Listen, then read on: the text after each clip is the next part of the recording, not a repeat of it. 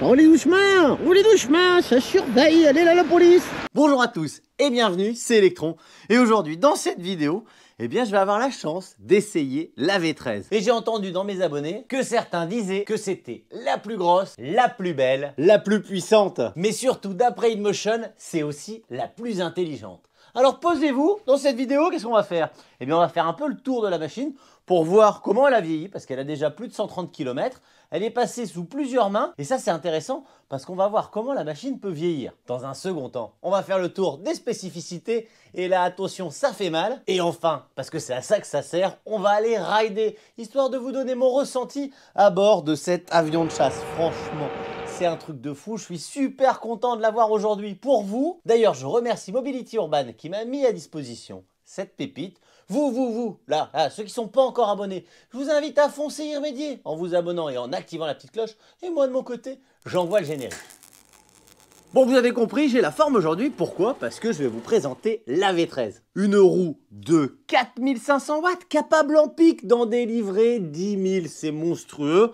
On est sur une machine que j'ai pesée, qui fait plus de 50 kg. On a une batterie de plus de 3000 watts. D'ailleurs, certains l'ont démonté. On voit que les packs batteries ont été assemblés vraiment avec minutie. D'ailleurs, en parlant de minutie, la carte mère, d'après InMotion, a été conçue, renforcée, double capteur. Bref, on s'y perd un petit peu quand on n'est pas dedans. Mais apparemment, on est sur un truc qui devrait être bien costaud. D'ailleurs, il y a pas mal de roues qui tournent et on n'a relevé aucun problème. Bon, j'ai dit aucun problème, mais c'est pas tout à fait vrai. Il y a un problème de vis au niveau du moteur, mais InMotion, avant la distribution de toutes ces roues, a demandé à tous les distributeurs le changement de ces dernières. D'ailleurs, avec InMotion, on ne rigole pas. La finition de la roue est franchement parfaite. On voit au niveau des jointures, on voit au niveau de l'assemblage, des carénages, les petites finitions qui viennent ici à la sortie de ces barres de portage et de protection. Regardez, avec un bouton qu'on va tout simplement relever vers le haut et qui libère le trolley. Il vient ici se bloquer en position haute. On a un peu de jeu ici au niveau du trolley, mais ça semble très solide et je vois pas pourquoi il y aurait des soucis. Au niveau de la partie haute, on a un assemblage pareil qui paraît bien fini. Ici, on va avoir un accès à la vis qui permet de régler le rebond. Il y a deux vis pour le rebond qui sont placées ici en hauteur. Et on a aussi une valve de chaque côté. Là, en haute pression, j'ai mis 150 PSI puisque je fais 75 kg. D'ailleurs, pour les réglages, ici sur la roue, on a un petit tableau, ça va très vite, c'est très bien fait. La roue est vendue d'origine avec ses pads. On a une largeur de pads d'environ 3-4 cm. On est bien posé, on le sent sur le tibia. Ça vient appuyer un petit peu. Il faut trouver la bonne position. Ici, c'est une roue qui tourne dans toute la France avec Mobility Urban. Du coup, les pads, ils ont été mis dans une position un petit peu pour penser à tout le monde. C'est un truc qui mérite d'être très peaufiné, surtout sur une roue comme ça aussi monstrueuse. On a des pédales nid d'abeille avec des petits crampons. On est bien posé sur la roue, ça glisse pas du tout. En façade, on affiche la couleur orange d'InMotion. Le brandage InMotion, il est aussi sur le côté et surtout sur la jante. C'est du plus bel effet. On a un phare très puissant, peut-être même trop. Ici, on a une petite veilleuse, c'est plutôt sympa. Et quand on regarde dans la bouche du monstre, on a un radiateur monstrueux qui permet de refroidir la carte mère. Et quand on descend, on a un pneu plutôt tout-terrain, très large. Et à l'arrière de la machine, on a encore ces crash bars. On a un long garde-boue. On ne devrait pas avoir de projection, en tout cas à l'arrière. Par contre, à l'avant, on voit qu'on a un pneu qui sort beaucoup de la roue, qui est assez énorme. Je pense qu'on va avoir des petites éclaboussures sur les orteils. Au-dessus du phare, d'ailleurs, je tiens à préciser qu'il y a un phare. Pas comme sur la V12, on a ici 3 bandeaux. Les 3 bandeaux éclairent très bien. Sous le caoutchouc, on va avoir 2 ports de charge, sachant qu'elle est fournie avec un chargeur qui pèse 1,5 kg, mais il est quand même de 5 ampères, donc on a une bonne puissance de charge. Il faudra être motivé pour se promener avec 3 kg de chargeur, mais on a quand même 2 ports de charge capables chacun de récupérer 5 ampères. Et en plein milieu, on va avoir un port USB-C et un port USB. Ça peut dépanner quand on est posé et que le téléphone fait des misères pour le recharger. Moi, je vous avoue, j'ai toujours peur d'aller brancher des trucs sur mes gyroroues. Et le petit bouton orange qui est ici, il sert, regardez, je vais vous montrer, quand la roue est allumée, à couper le moteur. Il y en a qui disent que c'est pour la porter. Franchement, moi, je ne la porterai pas. Au mieux, ça sert à la poser, la mettre sur sa béquille, etc. D'ailleurs, la béquille, pour le moment, d'après ce que j'ai compris, elle est en option. Mais c'est plus une option. Hein. Sur une roue, pareil, il faut la béquille. Il y a un autre truc aussi qui est en option, c'est la selle Et pareil, sur une grande routière, je trouve que c'est pas vraiment une option. Sur la partie haute, on reprend le système de display qu'on connaît déjà sur InMotion, V12, iTorx et iSpeed. On va avoir un affichage du kilométrage instantané. On va avoir le voltage. D'ailleurs, là, elle est à 121 volts. On va avoir le kilométrage total. Elle est aussi à 86% de batterie. Et il est 7h35. Oui, je me suis levé tôt ce matin parce que j'étais vraiment impatient de faire cette vidéo.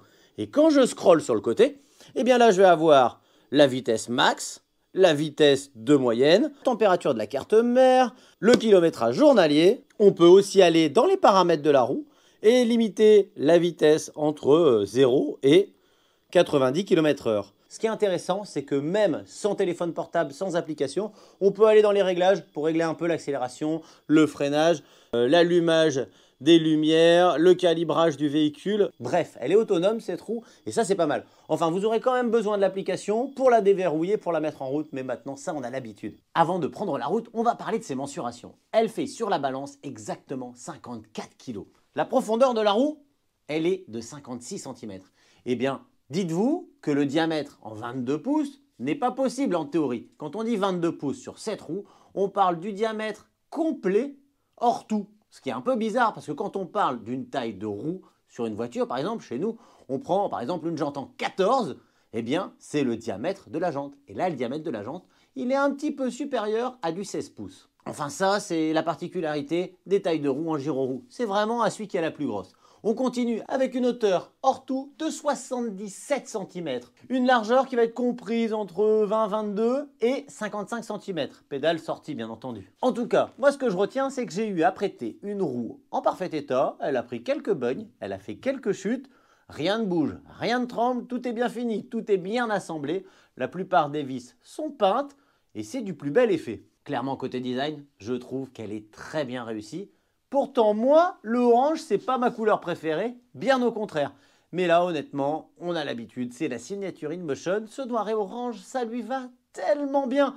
Et puis, il faut dire que moi, j'ai roulé beaucoup en V12 et avant ça, je roulais en V11. Donc maintenant, on va passer au test route et je vais vous donner mon ressenti de ces amortisseurs que j'ai réglés avant de partir et aussi de son roulage. Est-ce qu'elle va réussir à être maniable? Est-ce qu'elle va être stable à grande vitesse? Comment elle se comporte au freinage? On va voir ça tout de suite. On est parti pour un ride. Et du coup, nous voilà sur la route avec le pote Daddy S22. Et là, on est avec la V13. On va se régaler aujourd'hui. Il fait très froid, mais il fait très beau.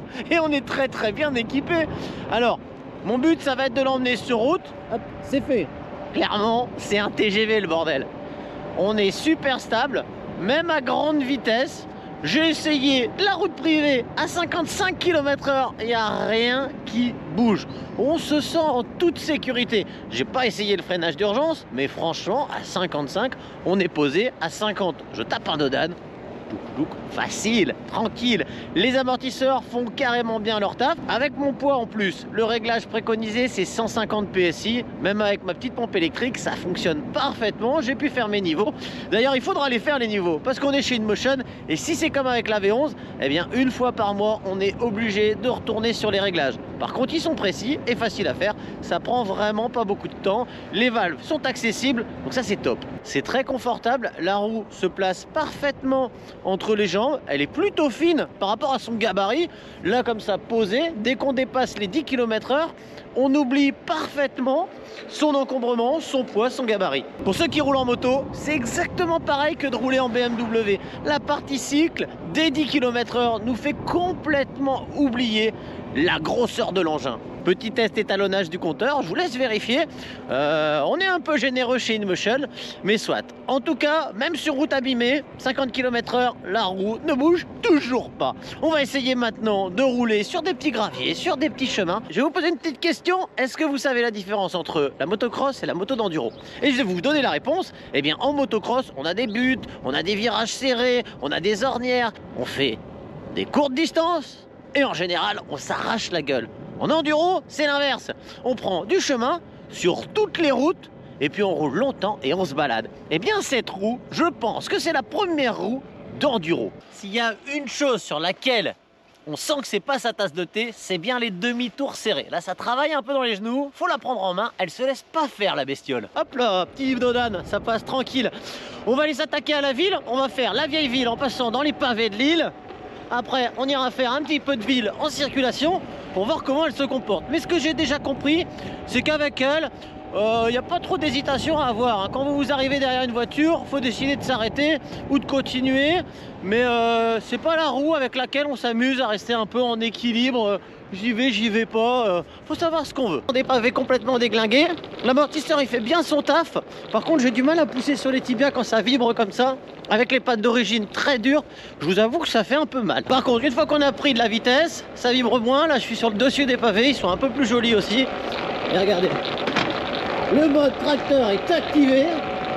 La roue, elle passe partout. Vous donner un ressenti exact, c'est compliqué parce que ce matin, il fait vraiment très froid. On est parti par -2.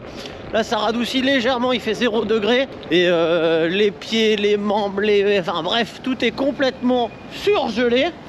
Du coup, voilà, la maniabilité, c'est peut-être nous aussi. Hein, parce que les corps sont mis à rude épreuve.